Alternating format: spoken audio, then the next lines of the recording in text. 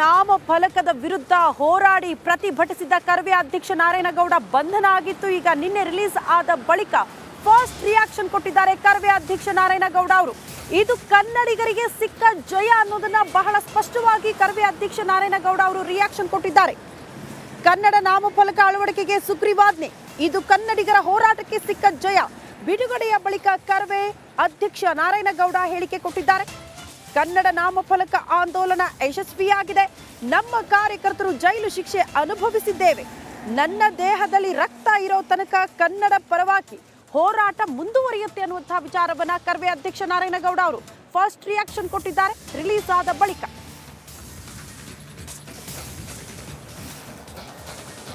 ನನ್ನ ಕನ್ನಡದ ಹೋರಾಟಕ್ಕೆ, ಕರ್ನಾಟಕ ರಕ್ಷಣಾ ವೇದಿಕೆಯ ಹೋರಾಟಕ್ಕೆ, ಕನ್ನಡ ಪರ, ಕರ್ನಾಟಕ ಪರ, ಕನ್ನಡಿಗರ ಪರ ಹೋರಾಟಕ್ಕೆ ಸರ್ಕಾರ ಸುಗ್ರೀವಾಜ್ಞೆ ಜಾರಿಗೆ ತಂತು. ಕನ್ನಡದ ನಾಮಫಲಕದಲ್ಲಿ 60% ಕನ್ನಡ ಬಳಸಬೇಕು ಅಂತ ಹೇಳಿ ಸುಗ್ರೀವಾಜ್ಞೆಯನ್ನು ಜಾರಿಗೆ ತಂದಿದೆ. ಹಾಗಾಗಿ ಇದು ಕನ್ನಡದ ಹೋರಾಟಕ್ಕೆ ಸಿಕ್ಕಿದ ಜಯ. ಕರ್ನಾಟಕ ರಕ್ಷಣಾ ವೇದಿಕೆಯ ಹೋರಾಟಕ್ಕೆ ಸಿಕ್ಕಿದಂಥ ಜಯ, ಸಮಸ್ತ ಕನ್ನಡದ ಕುಲಕೋಟಿಗೆ ಸಿಕ್ಕಿದಂಥ ಜಯ ಅಂತೇಳಿ ನಾವು ಭಾವಿಸ್ತೀವಿ. ಈ ಹೋರಾಟದಲ್ಲಿ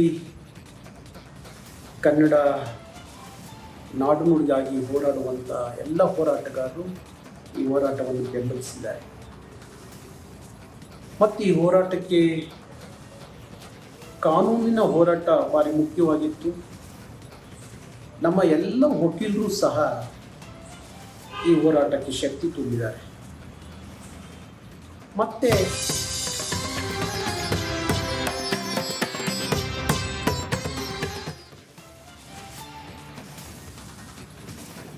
ಈ ಬಾರಿ ಪುತ್ತಿಗೆ ಪರ್ಯಾಯಕ್ಕೆ ಆ ಉತ್ಸವವನ್ನು ನಡೆಸೋದಕ್ಕೆ ಸಕಲ ರೀತಿಯಲ್ಲೂ ಕೂಡ ಸಿದ್ಧತೆಗಳನ್ನು ಮಾಡಿಕೊಳ್ಳಲಾಗ್ತಾ ಇದೆ. ಈ ಉತ್ಸವವನ್ನು ಕಣ್ತುಂಬಿಕೊಳ್ಳೋದಕ್ಕೆ ವಿದೇಶದಿಂದಲೂ ಕೂಡ ಸಾಕಷ್ಟು ಜನ ಸಂಖ್ಯೆಯಲ್ಲಿ ಆಗಮಿಸುವಂಥ ನಿರೀಕ್ಷೆ ಇದೆ. ಆದರೆ ಸರ್ಕಾರ ಎಲ್ಲೋ ಒಂದು ಕಡೆ ಇದರಲ್ಲಿ ನಿರ್ಲಕ್ಷ್ಯ ತೋರ್ತಾ ಇದೆ ಎನ್ನುವ ಮಾತಿದೆ. ಹಾಗಾಗಬಾರ್ದು ಅನ್ನುವ ವಿಚಾರ ಕೂಡ ಇದೆ. ಆ ಉತ್ಸವದ ವಿಚಾರಕ್ಕೆ ಒಂದು ರಿಪೋರ್ಟ್ ಇದೆ, ನೋಡ್ಕೊಂಬನ್ನಿ.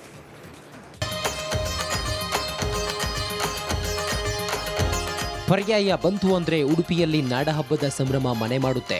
ನಗರದ ಬೀದಿಗಳು ಸ್ವಚ್ಛಗೊಂಡು ಶೃಂಗಾರಗೊಳ್ಳುತ್ತಿದೆ. ಅನ್ನಬ್ರಹ್ಮನ ನಾಡಿನಲ್ಲಿ ಭಕ್ತರಿಗೆ ಅನ್ನಪ್ರಸಾದ ವಿತರಣೆಗಾಗಿ ವಿಶಾಲವಾದ ಪ್ರತ್ಯೇಕ ಭೋಜನ ಶಾಲೆಗಳು ಸಿದ್ಧಗೊಳ್ಳುತ್ತಿದೆ. ಹೌದು, ಪರ್ಯಾಯ ಮಹೋತ್ಸವಕ್ಕೆ ಬರುವ ಭಕ್ತರಿಗೆ ಪ್ರಸಾದದ ವ್ಯವಸ್ಥೆ ಮಾಡಲಾಗುತ್ತಿದೆ.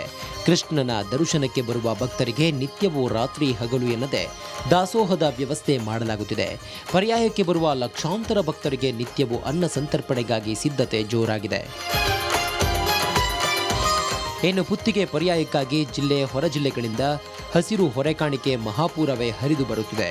ಕಾರ್ಕಳ, ಕುಂದಾಪುರ, ಕಾಪು, ಉಡುಪಿ ಸೇರಿದಂತೆ ಮಂಗಳೂರಿನ ವಿವಿಧ ಗ್ರಾಮಗಳಿಂದ ಜನವರಿ 17ರವರೆಗೂ ಹೊರೆಕಾಣಿಕೆ ಹರಿದು ಬರುತ್ತೆ. ತೀರ್ಥ ಸ್ವಾಮೀಜಿಯವರ ಚತುರ್ಥ ಪರ್ಯಾಯೋತ್ಸವದ ಪೂರ್ವಭಾವಿಯಾಗಿ ಹೊರೆಕಾಣಿಕೆ ಸಮರ್ಪಣೆ ಪ್ರಾರಂಭಗೊಂಡಿದೆ. 9ನೇ ತಾರೀಕಿನಿಂದ 17ನೇ ತಾರೀಕಿನವರೆಗೆ ನಿರಂತರವಾಗಿ ಹೊರೆಕಾಣಿಕೆ ಮೆರವಣಿಗೆಗಳು ಉಡುಪಿ ನಗರದಲ್ಲಿ ಸಾಗಲಿಕ್ಕಿವೆ. ಈಗಾಗಲೇ ಇವತ್ತು ಧರ್ಮಸ್ಥಳ ಗ್ರಾಮಾಭಿವೃದ್ಧಿ ಯೋಜನೆಯಿಂದ ಹಸಿರು ಹೊರೆಕಾಣಿಕೆ ಸಮರ್ಪಣೆ ಆಗಲಿಕ್ಕಿದೆ. ಪುತ್ತಿಗೆ ಪರ್ಯಾಯಕ್ಕೆ ಅಮೆರಿಕ, ಇಂಗ್ಲೆಂಡ್, ಆಸ್ಟ್ರೇಲಿಯಾ ಸೇರಿದಂತೆ ನಾನಾ ದೇಶಗಳಿಂದ ಭಕ್ತರು ಬರುತ್ತಾರೆ.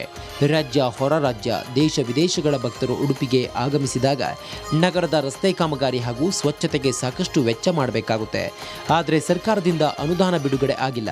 ಹೀಗಾಗಿ ಸೂಕ್ತವಾದ ವ್ಯವಸ್ಥೆ ಕಲ್ಪಿಸಲು ಅನುದಾನ ಬಿಡುಗಡೆ ಮಾಡಬೇಕೆಂಬ ಒತ್ತಾಯ ಕೇಳಿಬಂದಿದೆ. ಹೀಗಾಗಿ ಮುಖ್ಯಮಂತ್ರಿಗಳು ಸೂಕ್ತವಾದ ವ್ಯವಸ್ಥೆ ಕಲ್ಪಿಸಲು ಅನುದಾನ ಬಿಡುಗಡೆ ಮಾಡಬೇಕೆಂಬ ಒತ್ತಾಯ ಕೇಳಿಬಂದಿದೆ.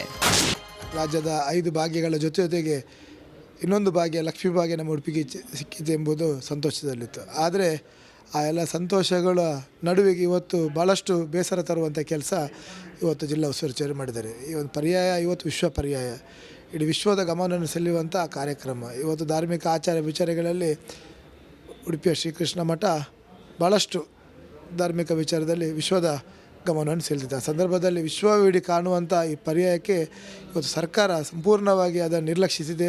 ಸಂಪೂರ್ಣವಾಗಿ ಯಾವುದೇ ರೀತಿಯ ಯೋಜನೆಗಳಿಗೆ ಅನುದಾನಗಳನ್ನು ಕೊಡದೆ ಮತ್ತೊಮ್ಮೆ ಹಿಂದೂ ವಿರೋಧಿ ಸರ್ಕಾರ ಎಂಬುದು ಸಿದ್ದರಾಮಯ್ಯ ಹಿಂದೂ ವಿರೋಧಿ ಸರ್ಕಾರ ಎಂಬುದನ್ನು ಈ ಒಂದು ಪರ್ಯಾಯದ ಅನುದಾನವನ್ನು ಕಡಿತಗೊಳಿಸುವ ಮೂಲಕ ಅದನ್ನು ಸಾಬೀತುಪಡಿಸಿದ್ದಾರೆ. ಒಟ್ನಲ್ಲಿ ಪರ್ಯಾಯ ಸಂಭ್ರಮಕ್ಕೆ ಇನ್ನು ಬೆರಳೆಣಿಕೆಯಷ್ಟು ದಿನಗಳು ಮಾತ್ರ ಬಾಕಿ ಇದೆ. ಸರ್ಕಾರ ಧಾರ್ಮಿಕ ಶ್ರದ್ಧೆ ನಂಬಿಕೆ ಜೊತೆಗೆ ಚೆಲ್ಲಾಟವಾಡದೆ ಅನುದಾನ ಬಿಡುಗಡೆ ಮಾಡಿ ಪರ್ಯಾಯ ಉತ್ಸವದ ಸಂಭ್ರಮ ಇಮ್ಮಡಿಯಾಗುವಂತೆ ಮಾಡಬೇಕಿದೆ.